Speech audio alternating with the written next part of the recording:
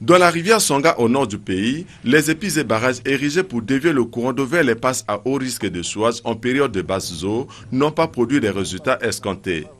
Près de 10 barrages et épis de type Castor ont été construits à cet effet à partir du kilomètre 170 jusqu'au kilomètre 440 en partant de Mosaka.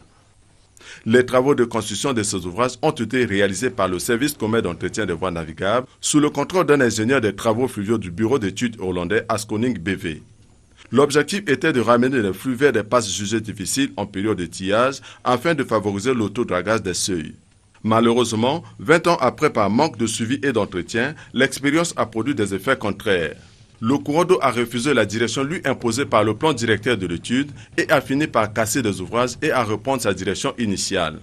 Aujourd'hui, au lieu que des bancs de sable apparaissent devant les ouvrages comme souhaité afin de dévier les débits vers des passes, on assiste plutôt à un phénomène contraire. On a essayé de forcer la nature pour que l'eau s'oriente vers l'ouest. Malheureusement, il y a eu effondrement et puis tout le courant passe maintenant dans le barrage. Il faut reprendre les études pour renforcer cet épi. Composés pour la plupart des rails d'acier verticaux, ces ouvrages sont aujourd'hui devenus à certains endroits des obstacles à la navigation.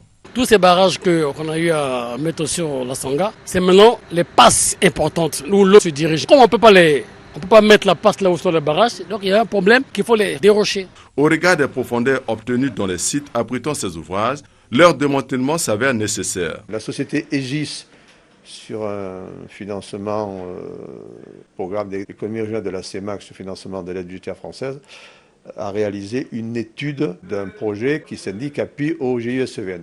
À l'intérieur de ce projet, il y a une composante qui s'appelle DAO sur les barrages Castor. Et ce DAO qui est actuellement à la BDEAC, c'est chez elle qu'est logé l'argent et qui doit permettre, si vous voulez, de lancer les appels d'offres cette année et de désigner une société qui viendra enlever tout ce que vous avez pu voir dans votre descente comme gêne de la navigation.